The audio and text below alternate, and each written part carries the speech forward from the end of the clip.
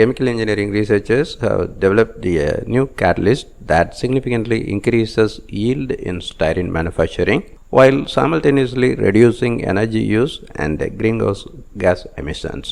Styrene is a synthetic chemical that is used to make a variety of plastics, resins, and other materials.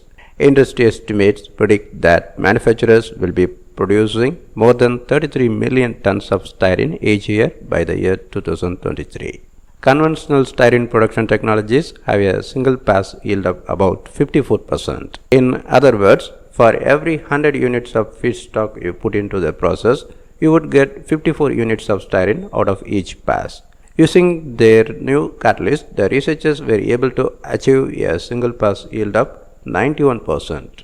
The conversion process takes place at 500 to 600 degrees Celsius, the same temperature range as conventional styrene manufacturing processes.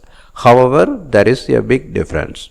Current techniques require injecting very large volumes of steam into the reactor where the conversion takes place. The new technique requires no steam. In practical terms, this drastically reduces the amount of energy needed to perform the conversion.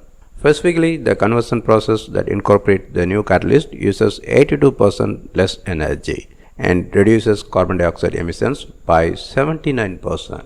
These advances are made possible by the engineered design of the catalyst itself. The new redox catalyst has a potassium ferrite surface for the catalytic phase and a mixed calcium manganese oxide core for lattice oxygen storage. In order to adopt the new catalyst, styrene manufacturers would need to adopt a different style of reactor than they are currently using. They would need something similar to a CATOFIN reactor, but those are already in widespread use for other industrial applications, and the cost savings from the new process should be significant.